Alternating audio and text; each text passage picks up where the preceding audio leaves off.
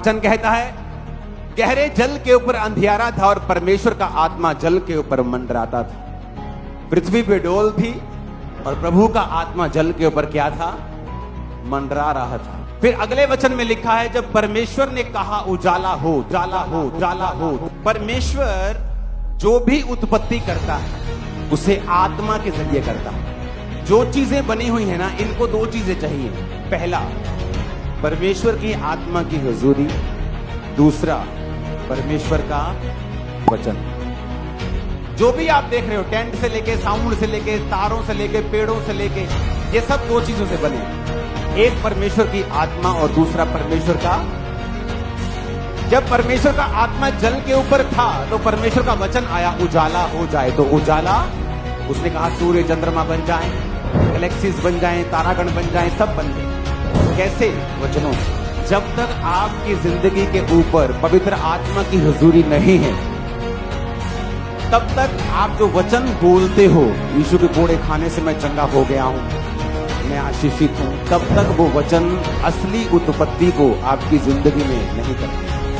तो अगर आपको अपनी लाइफ में कुछ उत्पत्ति करनी है, क्योंकि आप भी परमेश्वर के जैसे बनाए गए हो, आप चाहते हो कि ये डिप्रेशन, ये बीमारी मेरे जीवन से चली जाए और हीलिंग की उत्पत्ति हो, हीलिंग पैदा हो, आपको दो चीजें चाहिए, परमेश्वर का आत्मा और परमेश्वर का। इसलिए कुछ लोग वचन बोलते रहते, खुदाबंद मेरी कटियां पूरा करेगा, वो मेरा चरवाहा है, और उनकी लाइफ में परमेश्वर का आत्मा नहीं है। जब प्रभु का आत्मा नहीं है, वो कुछ भी बोलेंगे तो उत्पत्ति नहीं होगी। और दूसरे तरह के भी लोग हैं जिनकी जिंदगी में परमेश्वर का आत्मा तो है पर परमेश्वर के वचन उनके मुंह में नहीं। वो है क्रिश्चियन लेकिन मुंह से क्या बोलेंगे? मैंने जादू जो ना बोला। तो आपके अंदर क्या है? पवित्र आत्मा। और जो आपने बोला फिर वो क्या होगा?